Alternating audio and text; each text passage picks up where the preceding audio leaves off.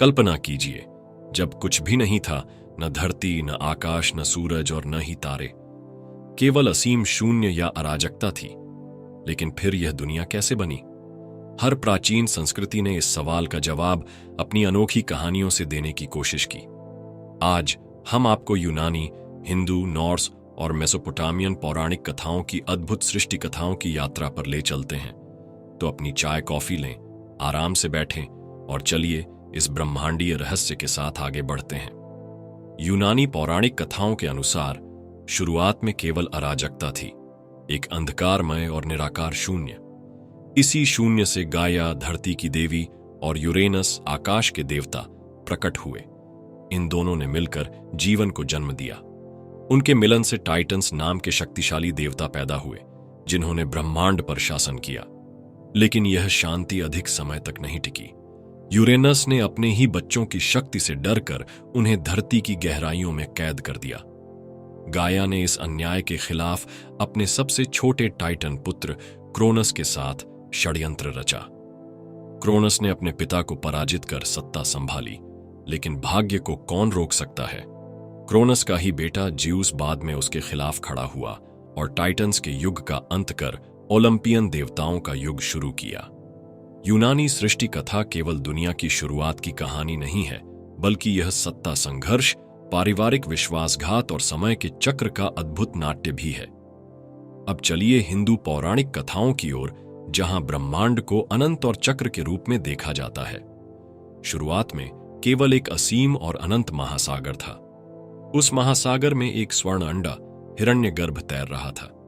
इसी अंडे से ब्रह्मा, सृष्टिकर्ता देवता, प्रकट हुए। ब्रह्मा ने अंडे को 2 हिस्सों में बांट दिया, एक से स्वर्ग बनाया और दूसरे से पृथ्वी। उन्होंने समय, अंतरिक्ष और 5 तत्वों पृथ्वी, जल, अग्नि, वायु और आकाश को भी बनाया। उनकी सोच से पहला जीवन जन्मा और जीवन का पहिया घूमने लगा। लेकिन यहां एक अनोखी बात है। हिंदू पौराणिक कथाएं सृष्टि को केवल एक बार की घटना नहीं मानती।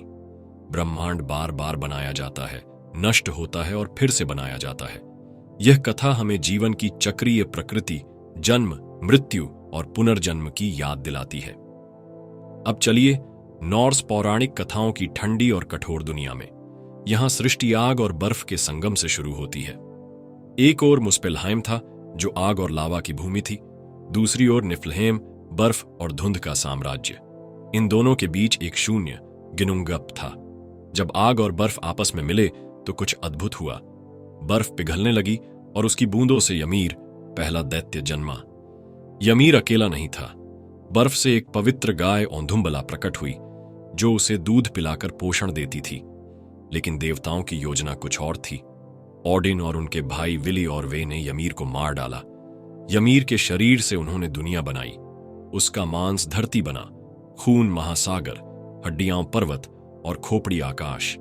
नॉर्स सृष्टि कथा वाइकिंग आत्मा की तरह ही जंगली और अजेय है, आग, बर्फ और वीरता से भरी हुई। अंत में चलिए प्राचीन मेसोपोटामिया की ओर, जहां ब्रह्मांड का निर्माण एक युद्ध से हुआ। यहां की सृष्टि कहानी का केंद्र एक ड्रैगन जैसे देवी तियामत थीं। तियामत अराजकता और महासागरों का प्रतीक थी। जब युवा देवताओं ने पुराने देवताओं के खिलाफ विद्रोह किया, तो तियामत ने अपनी पूरी ताकत से उन्हें दंड देने का फैसला किया।